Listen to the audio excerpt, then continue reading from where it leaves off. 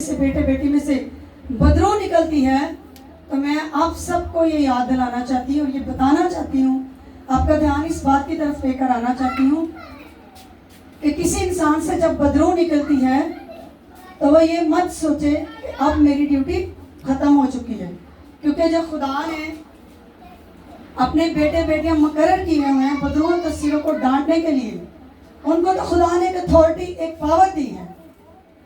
तो अब हम सुनेंगे, जब नापाक रूह आदमी से निकलती है तो सूखे मुकामों में आराम ढूंढती फिरती है। जब किसी बदन से, किसी इंसान से, किसी बेटी, किसी बहन, किसी भाई से खुदावंद के खादम उस बदरू को डांटते हैं, निकालते हैं, तो वह बदरू जो होती है वो मुस्तकिल तौर पर चली जाती है। पर ये अगर हम इंसान होते हुए सोचें, एक फितरत है, और इब्लीस तो फिर भी झूठ नहीं, झूठ का बाप है, उसके कई रूप हैं। वो सूखे मकामों को ढूंढता है। सूखे मकाम आप उनको ना समझे कि सूखे दरख्त या बेजान प्लाट या खाली खंडर या जो हम दीवारें खड़ी कर देते और ऊपर लैंटर नहीं डालते, उन सूखे मकामों का यहाँ पे जिक्र नहीं हो रहा। सूखे मकाम वो हैं जो मेरे और आपके वो बदन हैं जहाँ से इब्लीस को निकाला जाता है। सूखे उनको तब कहा जाता है जब वो रूह से खाली होते हैं। खुदा का खादम या खुदा की खादमा या खुदा के बेटे बेटियां उसको रूह की अथॉरिटी से डांटते हैं और वो इब्लीस चीखता चलाता उस बदन को छोड़ के चला जाता है। पर जिस इंसान, जिस औरत से वह बदरू निकली होती है, उसकी ड्यूटी है कि अपने खुदा को दिल जान से अपना ले, उसको छोड़े ना। ये ना समझे कि मैं आज़ाद हो गया हूँ, अब मुझे दुआ की ज़रूरत नहीं, बल्कि अब पहले से भी ज़्यादा अपने खुदा के साथ जुड़ जाए, उसके कदमों में आ जाए, उसके असली शागिर्द बन जाए, अपने प्रभु का गहरा मसा मांगे और ये कहें कि खुदा, जिस कदम के वसीला से तूने मुझे आज़ाद किया, मुझे मुखलिस दी है, मुझे बरकत दे कि मैं भी तेरी हजूरी में आऊँ, मुझे भी वो मसा दे। क्योंकि ये खुदा ने किसी एक पे फिक्स नहीं किया हुआ कि मैंने इसको ये मसा दिया है या यही डांट सकता है। बस आप खुदा के नज़दीक अगर एक कदम आएंगे तो 10 कदम आपके पास है।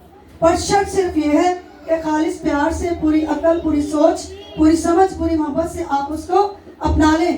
क्योंकि बदरू जो आपके बदन से निकाली गई है वो फिर चलाकी मकारी जरूर करेगी। वो सूखा मकाम कौन सा ढूंढेगी? आपका बदन जरूर से खाली होगा, दुआ से खाली होगा। आप इस चीज़ में बड़ी एफिशिएंसी दिखाते हैं कि जी मेरे ऊपर दुआ होगी, मैं ठीक होगी। नहीं, कभी भी ना ये सोचे।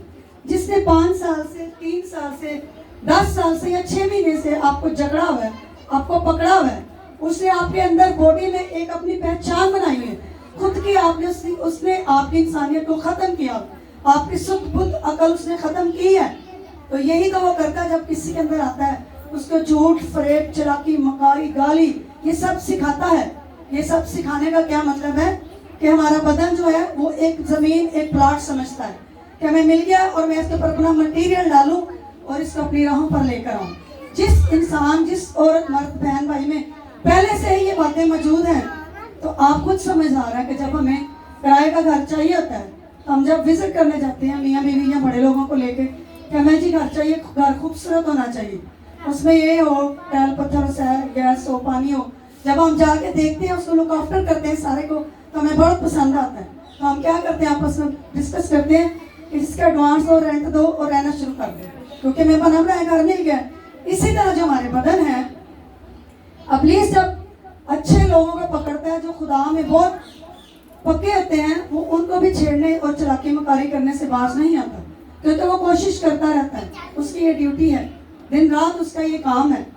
और जो इस तरह पकड़े जाते हैं, ये जो इब्लीस से, बदरू से आज़ाद हुए होते हैं, उनको चाहिए अपने खुदा के साथ जुड़ जाएं, अपनी ज़िंदगी का ये मकसद समझें कि खुदावंद तूने मुझे आज़ाद किया है, मेरे जिस्म को आज़ादी, मुखलस रिहाई दी है, तो कहीं मैं इब्लीस से दोबारा ना पकड़ा जाऊं। क्योंकि खुदा के कलाम में दर्ज है, जब नापाक रूह आदमी से निकलती है तो सूखे मकामों में आराम ढूंढती है, वो फिर उसी जगह पे आकर उसी बदन में आता है। आपके ऊपर नींद तारी करेगा, जब वो दोबारा आने की चलाकी करेगा, आपके अंदर चिड़चिड़ापन लाएगा, आपको झूठ बोलने की आदत डालेगा और आप किसी के साथ बात करना पसंद नहीं करेंगे, तन्हा रहना शुरू करेंगे और हर किसी से नफरत करेंगे। क्योंकि जब अच्छे लोग हैं वो सबसे प्यार करते हैं और सबके साथ बात करना भी पसंद करते हैं और अच्छा अखलाक रखते हैं। पर जब इब्लीस आता है, वो ये सारी छोटी छोटी अपनी अंदर एंट्रियां मारता रहता है कि किसी को पता ना चले मैं फिर से आ चुका हूँ। तो जब पहले ही उसके चक्रों में फंसा होता है, अगर वो दोबारा पुलिस की यही जो चीज़ें भेज भेज के वो इनवाइट करता है, उसके इस इनविटेशन को कबूल कर लेता है, तो आप यकीन करें अगले आयत में और नहीं पाती, तब कहता है मैं अपने उस घर में जाऊंगी। बदरू क्या कहती है? मैं अपने उस घर में फिर जाऊंगी। वो अपने अंदर एक फिर प्लानिंग बना रहे कि मैं उसी बदन में उस औरत, उस मर्द को जहाँ से निकाली गई थी, मैं फिर जाऊंगी। हालांकि जिससे वो निकाली गई है वो बड़ा रिलैक्स है कि मैं आज़ाद हूँ, मुझे कुछ नहीं, मुझे भाई साहब ने दुआ की है तो मैं आज़ाद हूँ। क्योंकि दुआ करने की ड्यूटी आपकी भी इतनी है। 3 टाइम आप रोटी खाते हैं, सुबह शाम दोपहर। कौन इंसान है जो दिन में 1 दफ़ा रोटी खाता है और बाकी 2 टाइम मिस करता है? कोई अपना हाथ उठा सकता है? इसी तरह हमें 3 टाइम दुआ भी करनी, बल्कि इससे भी ज़्यादा जब टाइम मिले और ना भी मिले तो आपने टाइम निकालना है। क्योंकि खुदा ने आपको ये ज़िंदगी इसीलिए दी है कि आप अपने बदन से उसके नाम को इज्जत और जलाल दें। जिससे निकली थी और आकर उसे खाली और उजड़ा हुआ और आरास्ता पाती है। खाली खुदा के रूह से उजड़ा। जब आप खुदा के कलाम को अपनी ज़िंदगी में नहीं लेते तब इब्लीस क्या करता है? वो खुश होता है, खुश होता है। वो इतना खुश होता है कि जश्न मनाता है, पार्टी करता है, बहुत बड़ी ज़ियाफत करता है। वो फिर अकेला नहीं आता, अकेला नहीं आता, अपने से भी ज़्यादा 7 खतरनाक बदरू हैं, बड़े बड़े जिन्नात, बहुत बड़े देवी देवता लेकर आता है कि अब मैं यहाँ से निकाला गया था, खुदा के बंदे ने मुझे निकाला था बड़े पाक रूह के जोर से, पर जिससे मैं निकाला गया उसने चंद दिनों के लिए उस पाक रूह को, उस कलाम को एक्सेप्ट किया है। फिर क्या होता है? इब्लीस बड़ा खुश होता है कि मेरी तो इधर बड़ी इज्जत अफजाई हो रही है। तो वो क्योंकि इब्लीस है और उसके जो सारे ऊपर नीचे सारे ओहदे में काम करते हैं वो सारे जिन्न भूत, वो अपने से भी ज़्यादा 7 खतरनाक डेंजरस बदरूहें लेकर आता है और उस आदमी, उस मर्द का जिससे बदरू निकली आती है, पहले से भी बुरा हाल कर देते हैं। क्योंकि आपने फिर उसको खुद दावत दी है ना। जब खुदा के खादम ने आपके बदन से उसको निकाला है तो आप क्यों दुआ रोज़ा में नहीं आए? क्योंकि खुदा की फरमाबरदारी को आपने नहीं पहचाना, नहीं समझा, उसके कलाम की, उसके खादम की इज्जत नहीं की, तो इब्लीस उसको पहचान लेता है। ये तो पहले से भी गया गुजरा है। तो मैं चाहूँ कि उन्हें पूरा अपना लश्कर लेके जाऊँ, और लश्कर कहते हैं 12 बदरूहों को, ठीक है। फिर जाकर और 7 रूहें अपने से बुरी हमरा ले आती है, ठीक है। वो फिर कहता है अब हमें वेलकम किया जा रहा है तो अकेला जाने का कोई फायदा नहीं। आप सबको पता है जैसे मेरे फैमिलीज में कोई प्रोग्राम होता है तो हमें बुलाया जाता है तो हम बड़े जोशो खरोश से पूरी तैयारी से जाते हैं।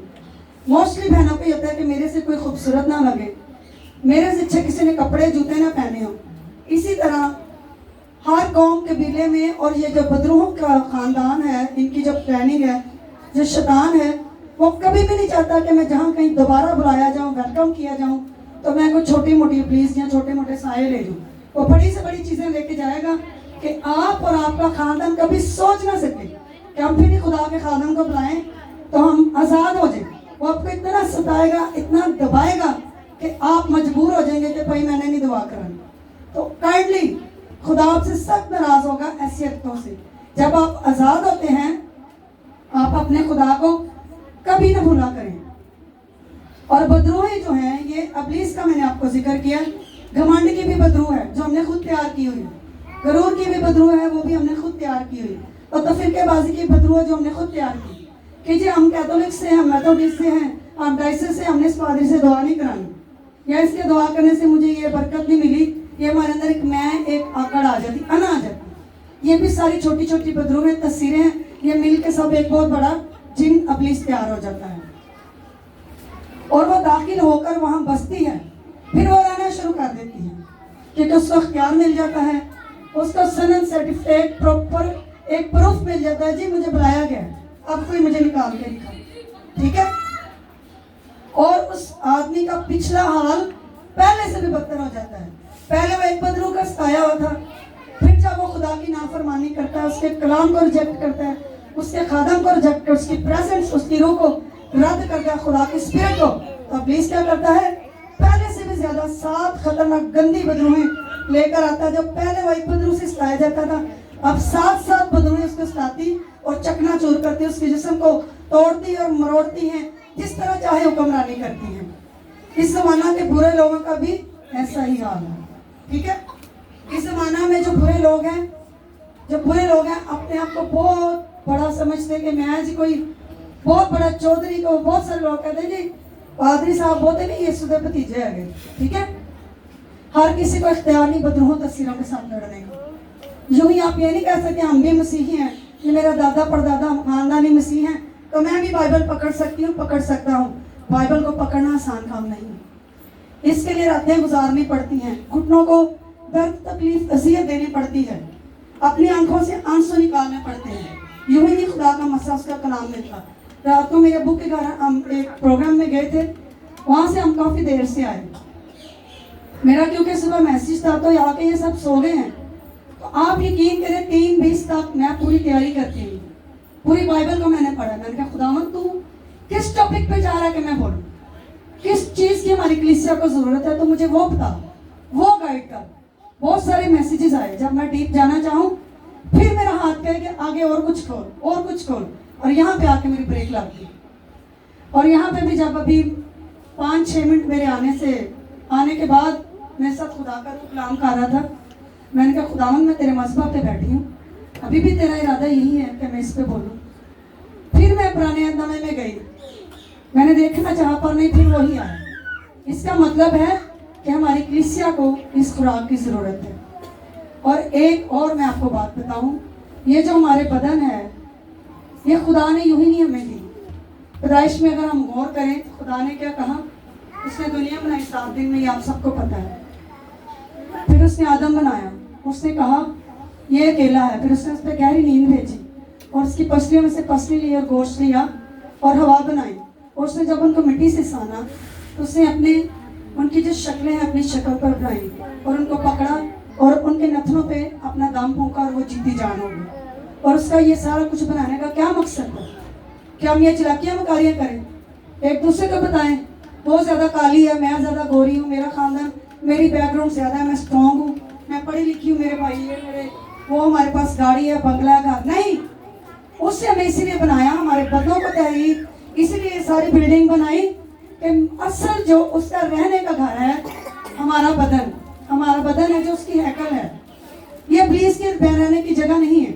पर हम जब सारी खुदा की इस नेमतों को ठुकराते हैं, इग्नोर करते हैं, ना चीज समझते हैं, तो हमें प्लीज पकड़ लेता है। और जबकि खुदा ने हमें इस दुनिया में इसलिए भेजा है कि ये जो हमारा बदन है उसके रहने की जगह है।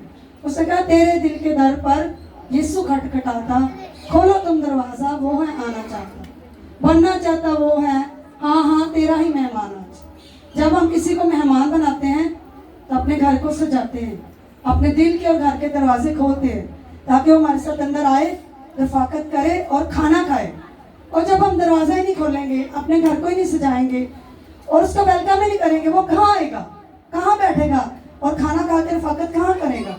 सो इसीलिए मेरी आप सबसे हम्बली रिक्वेस्ट है कि ये जो बदन, जान, जिस्म, हाथ पांव आपको मिले हैं, ये खुदा ने अपने जलाल के लिए आपको दिए हैं। जब तक आपकी सांसों में सांसें हैं, आप बीमार हैं, किसी हालात में हैं, कुछ भी आपके साथ प्रॉब्लम चल रही है, आप परेशान हैं, आप बेशक किसी इंसान के साथ वो बातें ना शेयर करें, क्योंकि मेरा जो आपका यीशु है वो हमारा खुदावन नहीं, वो हमारा एक बड़ा खूबसूरत दोस्त है।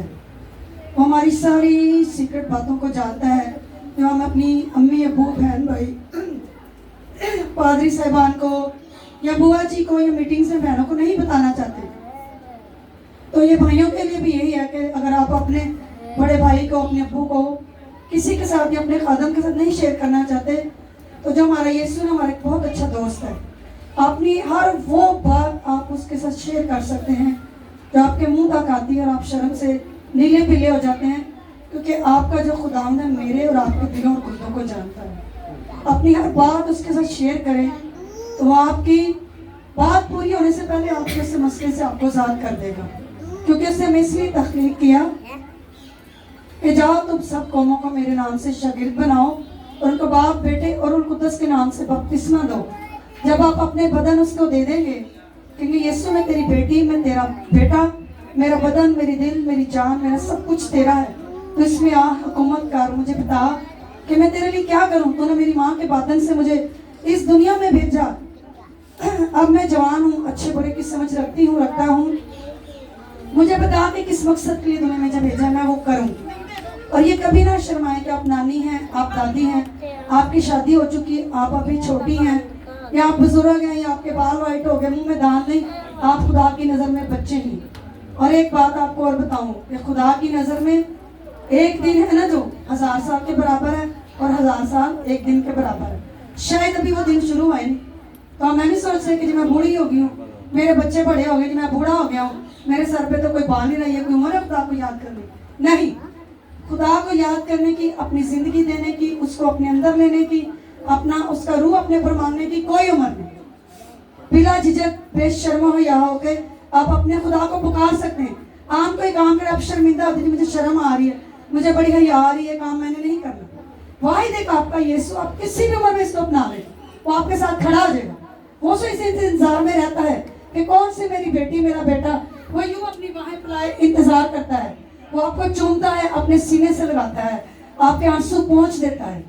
आप जो अपने आंसू निकालते हैं ना, ये ना सोचे कि यीशु ने नहीं देखे, उसने मुझे जवाब नहीं दिया। वो आपके आंसू देखता भी है, उनको पोंछता भी है। आप अगर अच्छे ईमानदार हैं और इस बात पे बिलीव करते हैं, तो कोई ऐसी बेटी या बेटा है जो खुदा से तन्हाई में बातें करता है। रात में किसी प्यार में, मैं बहुत सारी बहनों को इस चीज़ में एजुकेट करती हूँ कि बहुत सारी प्रॉब्लम्स होती हैं, बच्चों की, शोहर की, बीवी को शोहर की, शोहर को भी बच्चों की होती है, फैमिलीज की होती है। तो आपको सारा दिन में कोई ना टाइम लगे, तो रात को कोई भी पैर हो, अपने बिस्तर पे आप जाएं, बैठ जाएं, लेट जाएं, घुटनों के बाल हो जाए, जमीन पे बैठ जाए, दीवार के साथ खड़े हो जाए, किसी भी पोजीशन में। जब आप सच्चे दिल से अपने यीशु को पुकारेंगे ना, वो आपके साथ आके खड़ा हो जाएगा। और जब आपके आंसू निकलना शुरू हो जाएंगे ना, समझ लेना कि वो आपके पास। जब आप अपने अंदर से ये मैं, गरूर, घमंड, अना को मार देंगे ना, तो वो आपके पास आके खड़ा हो जाएगा। फिर ये जो पुलिस अपने से साथ खतरनाक बदरूहें लाता है, ये दूर खड़ा होकर नज़ारा देखेगा, चारों तरफ तो रूह की आग लगी है, मैं जाऊं तो जाऊं, मैं किधर जाऊं। सो आज का जो मैसेज है, इस खूबसूरत सबक में अपनी वैल्यू, अपनी कदर को पहचाने। खुदा ने आपको यूं ही हाथ, पाँव, जान, जिस्म नहीं दी, उसे अपना जलाल जाहिर करने के लिए दिए हैं। और आप सबको पता है मैं कहाँ से भटकी हूँ, कहाँ से भटका हूँ, क्योंकि खुदा आपको जानता है। सो आज सबक कलाम के बाद पाक शाक है, आप घुटनों के बल हो जाएं, अपने खुदा को अपने आंसू दिखाएं, उसे बताएं मैं तेरी बेटी हूँ, तेरा बेटा हूँ, मैं गुमराह था, मैं अंधेरे में था, मुझे नहीं पता था कि पुलिस की क्या चालाकी मुकारी है, तूने मुझे यहाँ पे क्यों भेजा है। मैं तेरा वो बेटा हूँ जिसमें तू रहना चाहता है, मेरा दिल, मेरा दिमाग, मेरा जिस्म, मैं खुदावन यीशु में हाजिर हूँ। आज इस सबक में इकरार करती हूँ, करता हूँ, मैं तेरे बदन को खाने को, तेरे खून को पीने को, तो मुझे बरकत दे, मुझे ब्लेस कर, यीशु के नाम से, आमीन। सॉरी, मैंने 2 बार करता हूँ, फिर आप करिए। अभी आपकी बुआ जी